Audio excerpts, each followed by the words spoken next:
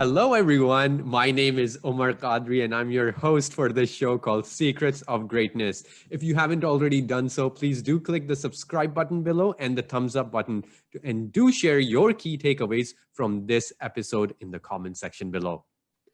Today, ladies and gentlemen, I have a great friend of mine. His name is Roni Cerga.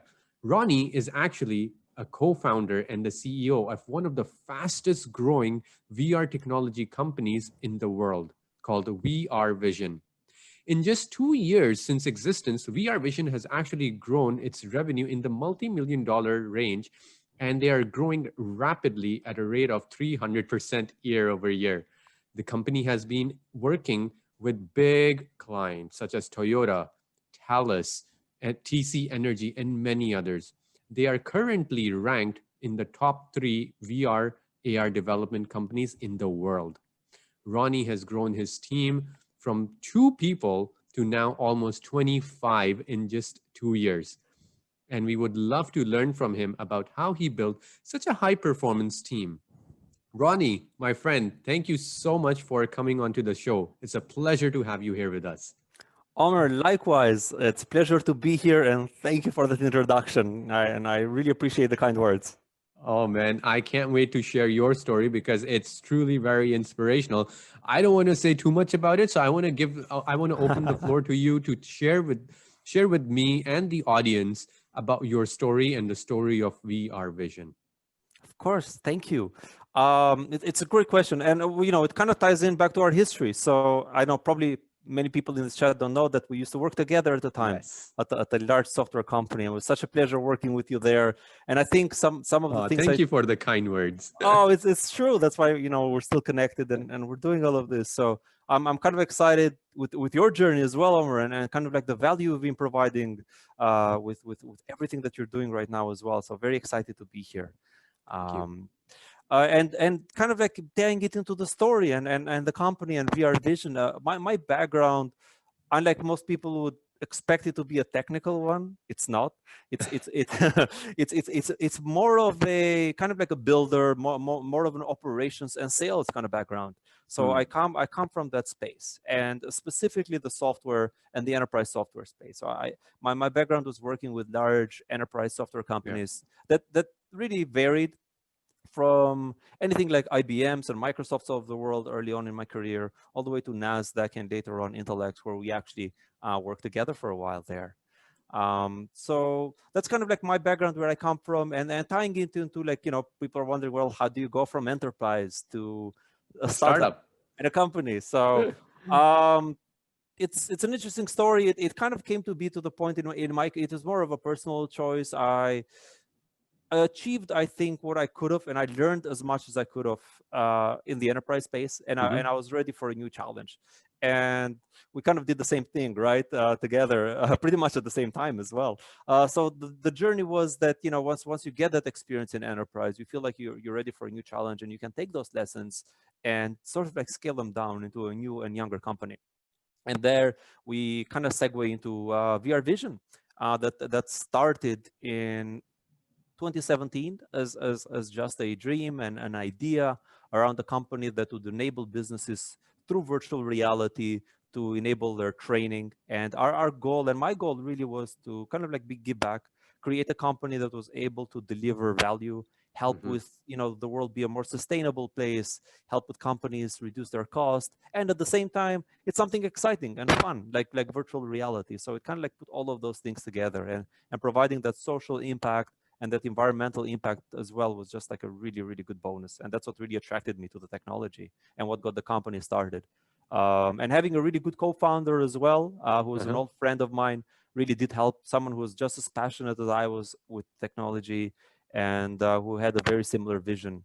And just starting out together was a great adventure. That's awesome, man. I want to dig a little deeper into when you decided to choose the path of autonomy and building your own company and your business. You chose a very niche space, a space that was almost at that time, 2017, unheard of, very new, the world of VR. Why did you choose the world of VR? Why that space? So the answer is in your question. That was the reason why specifically I chose VR, because it was such a new technology. It was pretty much green fields when it came to market acquisition and client growth. So entering a mature market, let's say with any type of software, you're usually competing with giants out there, companies and organizations that have either incredible funding, budgets, teams, or very mature products. And that carries over through any really space, not just software. So the reason I chose VR was because that didn't exist yet, because there were no major players and there was no established sort of like ecosystem of vendors. And starting early gave us an advantage and gave us the opportunity to work with some of the largest companies in the world, because frankly, they had no one else to work with. So, Ronnie, a lot of people, a lot of entrepreneurs, especially the ones that I work with, I'm guessing that when they're listening to this interview, they would be thinking, hey, here's this guy who had no experience in the VR world, and he decides to jump into this black hole of VR. He had no clue. How did that happen? Like, were you not scared? Or how were you so courageous to go and jump into a field that you had zero experience in from before? Very good question. So I went with it knowing that most people didn't either. So that was the great thing about starting in a relatively new industry or an up and coming industry, is that even though you know very little, there isn't much to know. So you are sort of like driving that knowledge base from the get-go. So I wasn't scared about that. I think my biggest concern starting out was that we didn't have the technical knowledge and expertise. And that's when the team came in. And that's where it came in hiring the right people and having people who had the technical expertise that were able to kind of like build on that dream and on that experience. And using kind of like my strengths, which was more organizational, leadership, and sales to develop those teams. Right. And that actually gives us a great segue for my next question for you, which is about building teams, right? You started off with just you and your co-founder, two people, and now in 2 years or 2.5 years, you are up to almost 25 people. And you told me that even your revenue wise, you guys are growing like crazy, almost 300% year over year. How did you build such a high growth and high performance team? It's a really good question. It all started from the beginning. We knew what our gaps were early on when it came to subject matter expertise. So we knew that, well, myself, like I said, my background, we know my co-founder's background was more around marketing. And in that we lacked technical expertise. So what we started with our first hires, we got very lucky. For example, David, who's one of our first hires, is a 3D VR enthusiast. He was one of the first people to create virtual reality experiences. So somebody who had already, started out early in a space that was almost non-existent. And he was sort of like a technology generalist. And starting out with him was a huge advantage, because we had somebody who was able to do a little bit of everything on the technical side. But what we decided to do going forward from that was, now we had a core team, right? So we had a very good marketer, a very good operations and salesperson, and a very good technology person. So then we continued adding more to the technology skill set. So then we diversified and we're like, well, what is David's biggest weakness? Well, it's the programming side of things.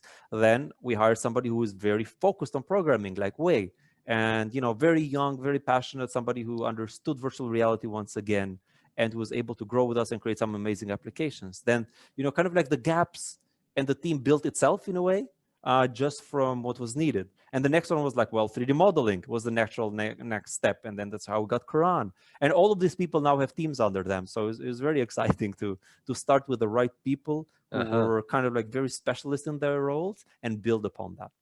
That's awesome. So it seems like your approach has been more about filling in the gaps assessing the current state of your skill sets in the company, and then filling in the gaps accordingly.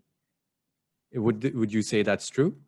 Absolutely, and some gaps we didn't even know we had until the project or kind of like it was warranted. But yes, that was the approach that we took. And as we continue to grow and Yeah. hire, what we try to continue that path forward in terms of just not just expertise, but also having diversity in terms of like thought and culture and people. Right. So what would you say is VRVision's approach to building human capital? In other words, approach to hiring. So our approach to hiring is kind of like new, in a way. Some of the things. So I'll start with the things that we don't even look at, that most people think that companies look Tell for. me. So the things we don't look for, people expect that we do, is we don't look for experience. We really, or years of experience. We don't look for for degrees either. What we look for is very simple. It's two very simple things. One is passion. Hmm. So really wanting to do the role that we have assigned. So that's the job you want to do, and that's the job you want to grow in Yeah. and continue doing. And the second one is really portfolio, being able to showcase that you can do it. Because all the experience and the best resume in the world doesn't mean anything until you're able to execute. So making sure that you can do the job and you're Uh-huh. passionate about it are the two core things we really look for.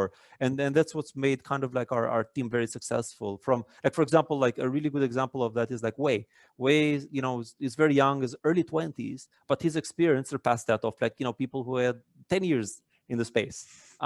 So not just looking at people from years of experience and kind of like university degrees, all of that, we don't really care for. We just care about like, how can you execute, and do you have the right cultural fit? Like, are you a positive person? Do you work well in Yeah. a team? Those are the things we look for. And would you be able then basically what you're saying, Ronnie, is that at VRVision, you guys don't care about those resumes, those cover letters that every single person who's looking for a job is always going to focused on. You are talking about pure and pure out and out passion and something to showcase your portfolio. What have you built, right? Would you be able to give an example, perhaps, from somebody you have hired? What kind of how did you assess their passion level or their portfolio? Yeah, very good question. So I'll take like our most recent hire from yesterday. Like it's Oh, the nice. most Sure. simple one. So Song Young, she's our new 3D modeler. Literally started a few days ago with us, and we had literally Omer like almost like Hmm. 200 resumes come in for 3D modelers. It's one of those jobs that Wow. like people love to kind of like be part of. And how we vetted through it was a portfolio. So let's see what they have done, what they have to showcase. And the Hmm. second part, and I'd say this is the most critical part, was we gave them a test. It's more like a technical test to see, Hmm. okay, here's a little task that you have a day to complete. And then based on the results that they give us, we analyze it and then we Hmm. see how they do. So it's counterintuitive to who you'd expect to be successful. And So Young, she turned out to be the best on the test. And then we met her in person. We really liked her personality, her energy, her passion for 3D modeling, and then she was an immediate hire after. And we looked at like 3-4 people just like that. She surpassed them on a technical level, so that even though they were kind of like equal on the social aspects and the soft skill aspects. So that's kind of like how the process went and how the hiring went for our latest 3D modeler, and that's what we look for. I love that. I love that new approach. I think that is going to be the future. Don't you agree? Like that is the future, and that should be the future. But you don't want to just evaluate people based on a piece of paper that talks about their, their academia and work experience and a cover letter. Like Yeah. that's to me that we haven't evolved out of the method of hiring since the early what when the resume and cover letter were invented back in the early 1920s, like almost Yeah. 100 years now if you think about it, and we haven't evolved. So I'm so glad that finally companies like yourself, your company, are getting out of that and having new innovative approaches to hiring and looking at evaluating people based on not just their number of years of experience, but based on their passion projects, based on and evaluating them on their soft skills as well. And I think soft skills is really, really important. That's something that I always talk about from a coaching perspective. As an educator, as a coach, I talk about what I call as the non-cognitive skills, so which are really, really important. And some of them you have already mentioned, like having that ability to showcase your social skills, social intelligence, empathy skills. And they are so important in teamwork, collaboration. They're so important in any business. Um, Following up on that question, then you gave the example of somebody who you hired for a 3D modeler. How would you recommend? Perhaps there are people in the audience watching to this interview, Ronnie, and they're thinking, man, maybe 3D modelers, they can build something. Maybe they can showcase a portfolio, but I am a salesperson. My career has been built in sales or marketing or HR. What kind of portfolio can I make? I haven't really built anything tangible. So what would you recommend to them? Like, how can these people in HR or marketing or sales, what can they do to showcase their quote unquote portfolio? Oh, it's a really good question. I think there's opportunities for everything. Like for example, from a sales perspective, you cannot show portfolio, but you can definitely talk about clients you want. And more than that, because I used to be in that space, and we can all brag, I want this client and I want that client, or the deal was this big. It doesn't matter as much as the approach that you took and the strategy that you took to achieve it. And a great example for sales would be like replicate it. Send me a message, or send our team a message around like, hey, this is the strategy, or this is how I was able to acquire this client. So again, I think the core takeaway is that the proof is in the pudding, right? Explaining not just your achievements, because achievements can be attained in different ways, but like how you went about it. Kind of like what is the mechanism behind your success on a practical level. Like, an HR person could say that, hey, I had 30% higher retention than everyone else in my team, but like, that's just a number, right? Like the idea is like, what did you do differently? And how can that be applied to my company? So I think everyone, marketing can create something really creative. I think it's not just for the developers and the 3D modelers. I think any job or anything that you're really passionate about and something you've really researched and you understand new ideas and new approaches can really help you kind of like get into companies that you really want to get into by presenting it that way. I love that. So your message to the audience is not just to focus on the what, like what you achieved. That's always important. You have to showcase that, but at the same time, also place an emphasis on how you got there. Like, show me your process, show me your creative thinking. And perhaps a way, would you say, and maybe you have more ideas, one way to showcase your strategy of let's just take the example of the folk in HR who was able to retain 30% more employees than the previous year. Talk about what strategies you implement, what initiatives you took, create maybe like a one pager slide deck just to showcase your how did you do it. Yes. And present that instead of maybe a cover letter. Yeah, I think so, 100%. And to be frank with you, anyone can say anything, right? in a resume. So that's we try to be pragmatic about this type of thing, right? Like I can say that I sold $3 million last year, but I only did one. There's no way to proof check that. But there is and it's not necessarily a correlation with success, right? Somebody has to be set up to be successful. So the idea is if they have the right approach, the right methodology, and the right ideas around how they execute on their job, and they're able to share that, I think that's even more important than kind of like past success. Because I don't care about past success if I'm hiring someone. I care about the success that they're going to bring to my organization. So I think that's something that people should keep in mind as well whenever they're kind of presenting themselves.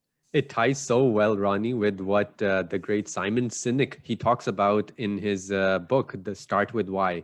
He says that, you start off with the why, basically. You start with the why. What is the purpose? And then you talk about the how. How did you get it? And the combination of your purpose and how you did it, that is the secret sauce. That is your competitive advantage. That is your unique value proposition. The what is the outcome. 30% increase in sales, 400% year over year growth. That is the what. Those are the outcomes. Yes, those are important to showcase, but your USP, your unique value proposition is the combination of why you did it and how you did it. Those two things together. Absolutely, and that's usually what we look for, because for us it's more important around, like, because we expect people to over deliver, because we try to give them like a really good ecosystem to be able to apply all of that. Yeah. So we, even if they did really well last year, we expect them to do a lot better with us. So like you said, like the why and kind of like the actual practical application is so important. So important, absolutely. So that explains the VRVision hiring strategy. Now you have people. Tell me, how do you, as a leader of the organization, Roni, how do you keep your team productive and motivated? It's easy. Really? Yes. I mean, for us, Tell me more. I know. I mean, I shouldn't say that, but okay. So here's the approach we took is it kind of ties into the hiring and carries over, right? Okay. So it was important for me to get people that were passionate about what they're doing. So a way to keep people kind of like productive and motivated is giving them choice and giving them basically the ability to choose what they should be doing. Or what they want to be doing. So whenever, let's say, we have a new project, what we usually do is we get around, our big whiteboards, and then we discuss all the different components for it. And people will choose themselves what they want to work on, or different projects. Like they will themselves raise their hand and be like, hey, that's something I want to do. And I find that exciting. So that way they are self-motivated, and they are the ones choosing the work that they do. So it's not being delegated down to them. It's something that they have the ability to choose for themselves. So your secret sauce is to give your people the autonomy to choose the work that they want to do. And through that, they're self-motivated because, hey, you know what? I took accountability for this. I chose this. This is something I like to do. And that kind of translates into that motivation aspect. Absolutely. And just from the very get-go, these are people, and they're, including myself, were people that like wanted to do what we're doing right now. Yeah. And giving the choice to actually even hone in on specific projects or kind of like research or type of work that they want to do has made sure that everyone's very motivated, because they're choosing what they get to do when they're at work. Yeah, man, I can't imagine. Like, if I get to choose to do what I do, yeah, definitely. I think that will create not just more accountability, but more motivation as well. So last question to you, Roni. Any kind of actionable tips that you have for our audience who are mostly young entrepreneurs, young working professionals? I would say that the biggest, it's going to sound cliche, they probably heard it a million times, but it's true. And that's why it's just, you have to follow something that you're passionate about.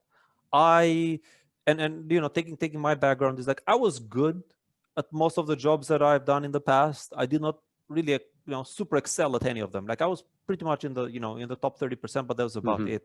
But I was never in the top like 2%. And I feel like I'm getting there now, because it's something that I'm passionate about. And I'd say it's sometimes very difficult. Sometimes it takes a lot of time, but the only way to excel at something is kind of like following on something that you are truly passionate about. It's not always easy, but that's when you get the most out of people.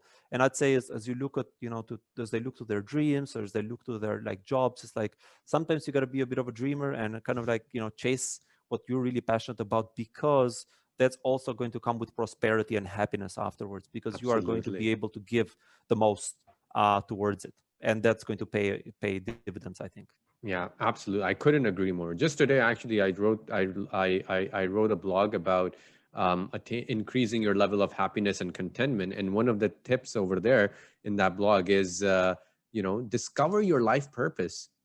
Invest in yourself to discover what that true passion is of yours, and pursue that dream. And I like how you said it. Be a dreamer. There's nothing wrong about dreaming, because only when we start dreaming but don't just dream, take action as well.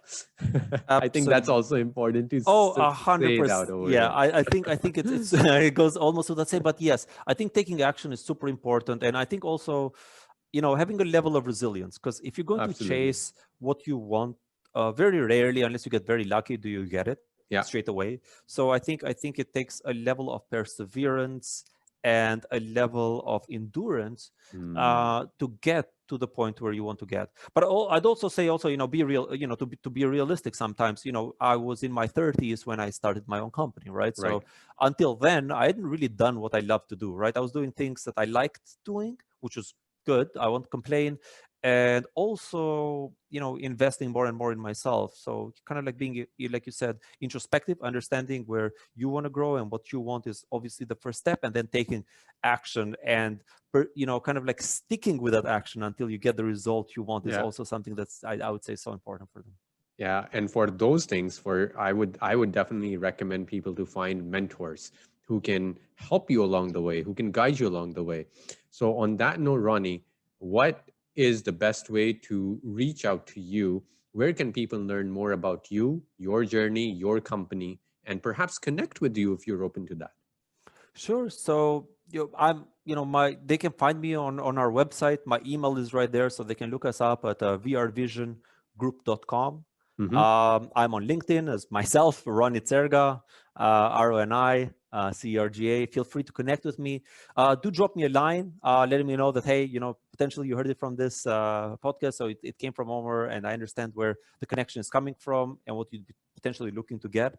And on that note, Omer, in terms of like mentorship and how you find these people and how you connect, I think one thing to do is have a plan. So if you're looking for a mentor, you want something, is you're going to go to somebody who's relatively very, very busy most of the time. And if you don't know exactly what you want, and you don't have a clear agenda in terms of like, this is what I'm looking to get out of it, this is the time commitment that's going to be required from you, you're going to find people to be relatively non-responsive because they don't want to do your work for you. They're already pretty busy. So figuring those things out is very important. It'll definitely get you more responses from, I'd say, people that you'd want to be mentored from, or from people in a leadership position that you'd like to even maybe have a conversation and learn about, some of the things that they'd like to share. Absolutely. Thank you so much for sharing that, Roni, and being so open and opening the doors to the audience to connect with you and learn more about you. Thank you so much. I had a wonderful time chatting with you. You have shared some really amazing golden nuggets with us. I really appreciate your time. Thank you so much for sharing your story, and I wish you all the very best. Thank you, Omer. It's been a pleasure to be here with you. And, it's kind of like reminiscing with you once again. So thank you for giving me this opportunity, my friend. You've been awesome, buddy. All right. Take care. Thank you.